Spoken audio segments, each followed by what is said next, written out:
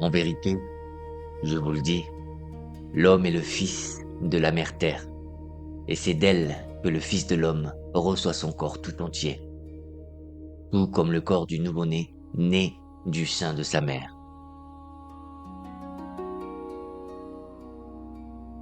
Je suis ici pour marcher avec vous sur le sentier d'un texte fascinant, une œuvre qui murmure à l'oreille de notre époque bruyante. Il s'agit de l'Évangile essénien de la paix. Laissez-moi vous conter l'histoire de son apparition. Une histoire qui a l'allure d'une légende. Nous sommes au début du XXe siècle, en 1923. Imaginez un homme, Edmond Bordeaux Zekeli, un philologue, un chercheur de vérité, s'aventurant dans le silence épais des archives secrètes du Vatican. Là, dans la pénombre des bibliothèques interdites, il aurait posé les yeux sur un manuscrit en araméen, une parole enfouie depuis des siècles.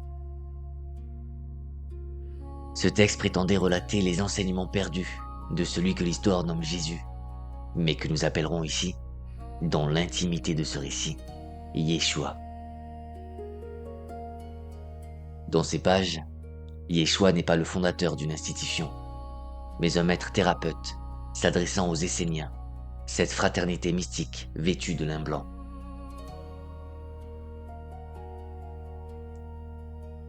Certains diront que l'origine historique de ce livre est controversée, que le mystère plane encore sur son authenticité.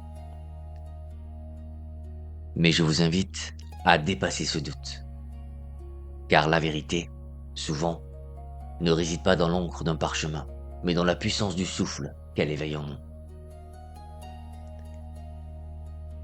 Ce texte offre une philosophie d'une force écologique et spirituelle bouleversante, capable de transformer votre regard sur votre propre corps et sur le monde vivant. Approchez-vous. Le vent du désert se lève, et il a un secret à vous confier.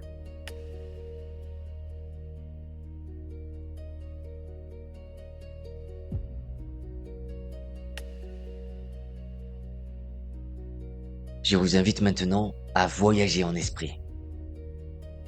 Laissez le tumulte de votre quotidien s'éloigner pour rejoindre les rives anciennes de la mer Morte. Imaginez une terre où le ciel semble toucher le sol, une étendue minérale, ocre et or, brûlée par un soleil implacable. C'est le désert de Judée. C'est ici, dans ce silence vibrant, loin des cités bruyantes et des intrigues de palais, que tout commence.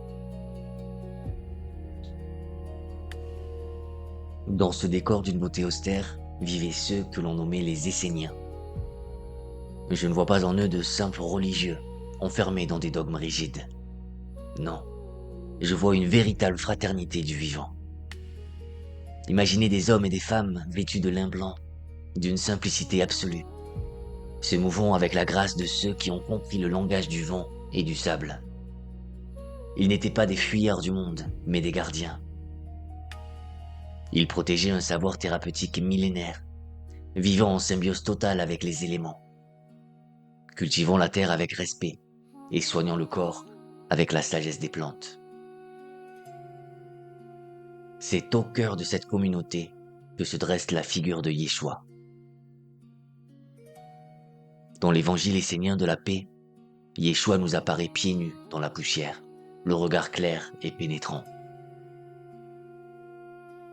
Il n'est pas ici pour instaurer un empire politique, ni pour juger. Il est le maître thérapeute. Il est celui qui connaît les lois secrètes de la vie. Voyez maintenant la scène qui ouvre ce livre, car elle est le miroir de notre propre humanité. Autour de lui, une foule s'est amassée. Ce ne sont pas des érudits ni des prêtres, ce sont des malades, des estropiés, des âmes fatiguées dont le corps est devenu un fardeau trop lourd à porter. Ils se traînent vers lui comme des fleurs assoiffées, cherchant la rosée. Il y a quelque chose de bouleversant dans cette assemblée. Ces hommes et ces femmes ne demandent pas simplement un miracle, un coup de baguette magique qui effacerait le passé sans rien changer à leur cœur. Non, Leur quête est plus profonde, plus désespérée et plus noble. Ils cherchent le sens. Ils veulent comprendre la racine de leur mal. Écoutez leurs plaintes, car elles traversent les siècles pour venir jusqu'à nous. Dans le livre, leur voix s'élève, unanime et déchirante. Dites-nous, Maître, pourquoi devons-nous souffrir? Pourquoi, nous, devons-nous subir tant de douleurs?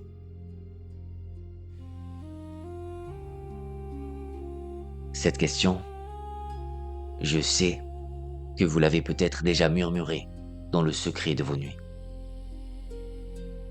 Elle est le cri de l'homme qui a perdu le chemin de sa propre maison. Et c'est à cette question, avec une patience infinie, que le maître s'apprête à répondre, non pas par des mystères, mais par un retour à la source.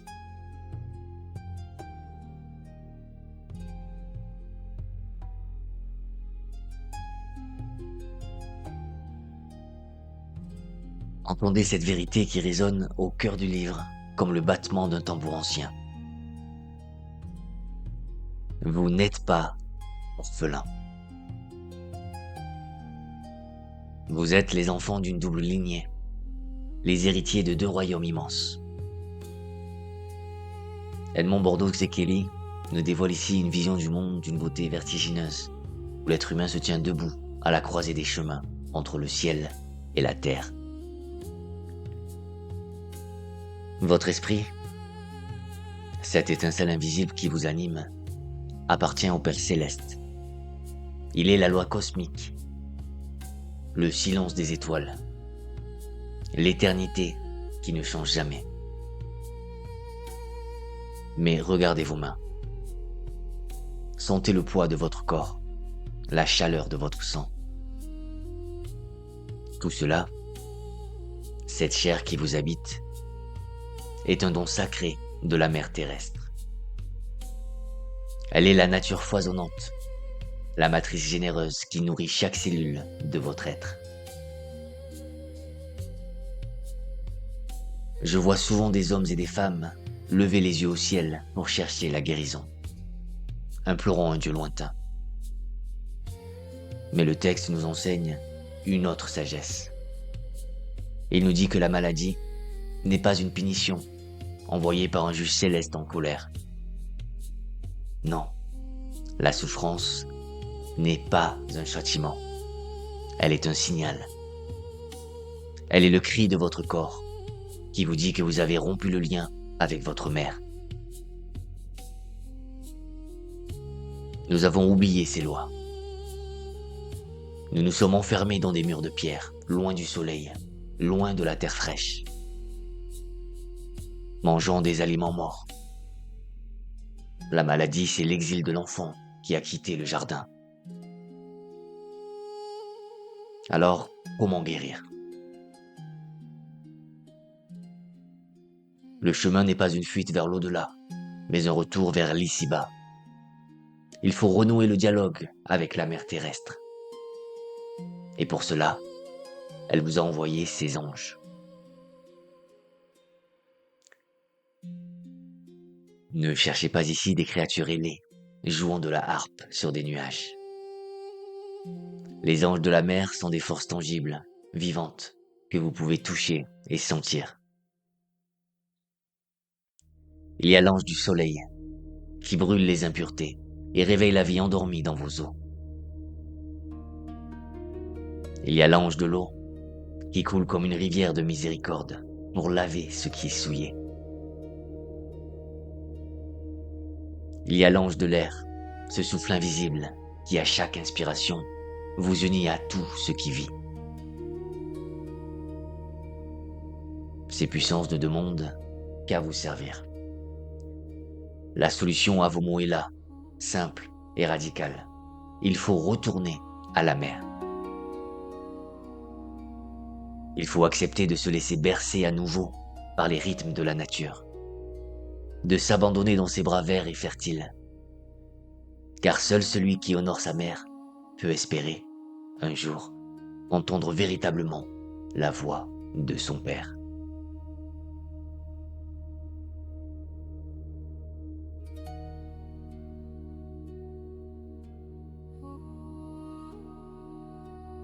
Je vous demande maintenant de faire preuve de courage, car nous allons regarder en face ce que nous préférons souvent ignorer. Nous allons parler de l'ombre pour mieux inviter la lumière. Dans les récits de notre enfance, on nous a peint la figure de Satan comme un démon grimaçant, un monstre extérieur cherchant à dévorer notre âme. Mais l'évangile essénien de la paix nous offre une vérité bien plus intime et peut-être plus redoutable. Ici, Satan n'a pas de cornes. Il est silencieux. Il est lourd. Satan est les noms que ce livre donne à l'accumulation. Il est la toxine qui stagne dans nos veines. Il est le déchet oublié dans les replis de vos entrailles. Il est tout ce qui, en vous, a cessé de circuler et commence à pourrir. Comprenez ceci. Le mal n'est pas une malédiction céleste. C'est simplement la vie qui s'est arrêtée de couler en vous. Alors comment chasser cet hôte indésirable? Le maître Yeshua propose une arme absolue, tranchante comme le diamant. Le jeûne. Cesser de manger, ce n'est pas se priver. C'est offrir à son corps le grand silence dont il a besoin pour faire son ménage sacré. Mais le texte va plus loin. Il nous invite à une purification par l'eau, une pratique ancienne que notre pudeur moderne a oubliée. Imaginez la scène. Au bord de la rivière, les Esséniens utilisent la longue tige creuse d'une calebasse sauvage. Ils invitent l'ange de l'eau à entrer en eux, non pas seulement pour laver leur peau, mais pour pénétrer dans le sanctuaire intérieur de leur ventre. C'est un baptême inversé. L'eau vive s'engouffre dans les profondeurs du corps pour y déloger les ténèbres accumulées. C'est le fleuve de vie qui emporte la mort vers la terre pour qu'elle y soit transformée. Ne croyez pas que cette guérison soit un long fleuve tranquille. C'est un combat. Lorsque vous commencez à vous purifier, les vieilles douleurs se réveillent. Le livre décrit cela comme la colère de Satan qui refuse de quitter sa demeure. Vous sentirez peut-être la fièvre, le trouble, la fatigue. N'ayez pas peur. Ce n'est pas la maladie qui s'aggrave, c'est la santé qui force les portes. C'est la bataille violente et nécessaire entre la fraîcheur de la vie et la lourdeur du passé. Pourquoi passer par cette épreuve? Parce que la vérité ne se lit pas. Elle se vit dans la chair purifiée. Comme le dit si puissamment le texte, ne cherchez pas la loi dans les Écritures, car la loi est vie, alors que l'Écriture est mort.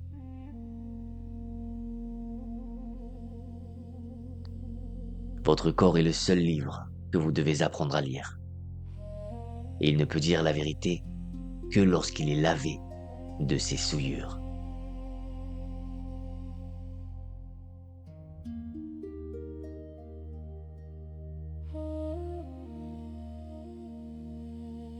Approchez-vous maintenant de la table, mais ne la voyez plus comme un simple meuble de bois où l'on rompt le pain par habitude. Dans la vision essénienne, la table est un autel. Le repas est une communion sacrée, un moment où la vie extérieure devient votre vie intérieure. Il est une distinction fondamentale que je dois vous confier, une vérité qui pourrait changer à jamais votre manière de vous nourrir. Il existe deux feux. Le feu de l'homme, celui qui brûle, qui carbonise et qui détruit. Et le feu du soleil, celui qui mûrit, qui dort et qui insuffle l'énergie vitale. Le livre est clair. Fuyez tout ce que le feu de la mort a touché. La cuisson excessive tue l'âme de la nourriture. Un aliment cuit est un aliment qui a perdu sa mémoire divine. La règle d'or est une simplicité biblique. Ne mangez que ce qui se trouve sur la table de Dieu. Et qu'y a-t-il sur cette table? Regardez l'abondance. Il y a les fruits gorgés de lumière suspendus aux branches, les herbes tendres qui ont bu la rosée du matin, le lait chaud des bêtes paisibles et le miel, cet or liquide volé aux fleurs. Ces aliments ne sont pas de simples ingrédients, ils sont du soleil condensé. En les mangeant crus, vivants, vous ingérez la joie de l'univers.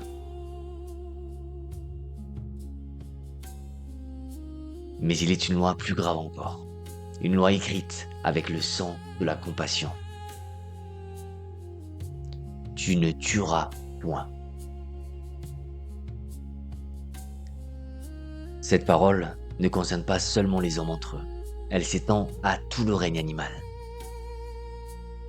Je vous le dis avec gravité, manger la chair d'une bête abattue, c'est inviter la mort à résider dans vos entrailles. Comment espérer la vie si l'on se nourrit de cadavres? Celui qui tue se tue lui-même. Celui qui mange une chair morte construit son propre corps avec les briques de la mort. Votre temple intérieur ne doit pas devenir un tombeau.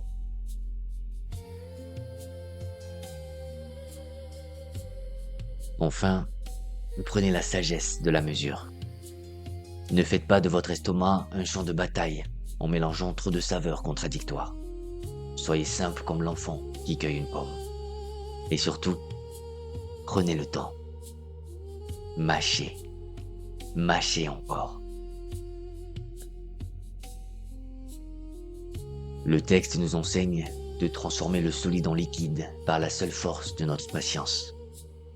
C'est là, dans la bouche, que commence l'alchimie. Chaque bouchée doit être une prière, une offrande de gratitude. Car en respectant ce qui entre en nous, vous respectez l'architecte qui vous a conçu. Mangez la vie, et la vie vous gardera.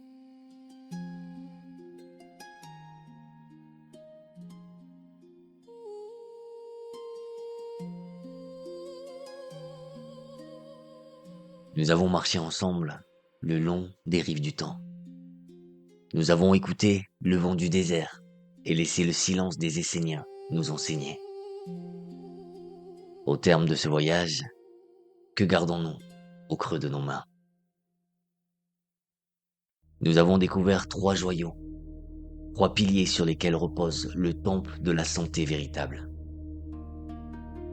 D'abord, cette reconnexion vitale à la mer terrestre. Nous rappelons que notre corps est tissé de la même étoffe que les montagnes et les rivières.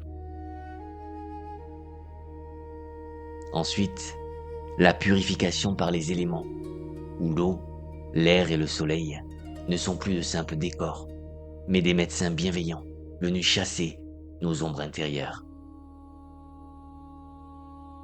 Et enfin, cette table de lumière, cette alimentation vivante qui refuse la mort pour ne célébrer que la vie qui pulse dans le fruit et la graine. Je sais que l'esprit critique, celui qui aime les preuves et les dates, pourrait s'interroger. Ce manuscrit est-il authentique? Edmond Bordeaux-Zekele a-t-il vraiment traduit des rouleaux oubliés? Ou a-t-il prêté sa plume à une intuition fulgurante du XXe siècle? Peu importe, finalement. si l'encre a séché il y a 2000 ans ou hier. La valeur d'une source se mesure à sa capacité à étancher la soif. Et force est de constater que ce livre a irrigué notre époque. Il a été un précurseur, une semence qui a fait germer la naturopathie moderne, l'écologie spirituelle et cette conscience grandissante que nous ne pouvons pas blesser la terre sans nous blesser nous-mêmes. Il a prophétisé le besoin urgent de verre que notre siècle technologique réclame aujourd'hui à grands cris.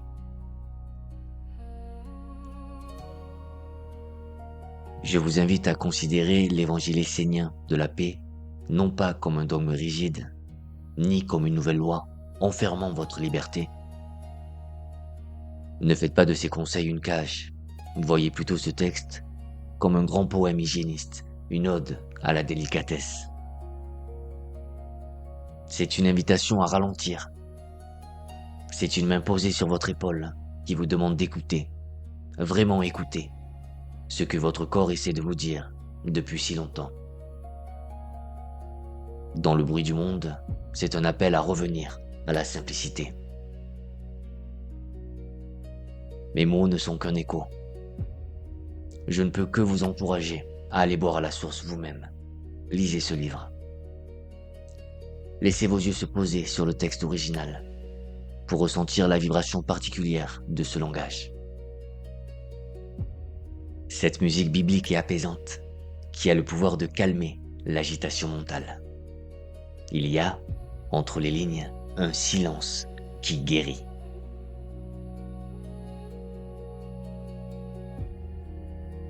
Je vous remercie infiniment de m'avoir prêté votre attention et votre cœur le temps de ce récit.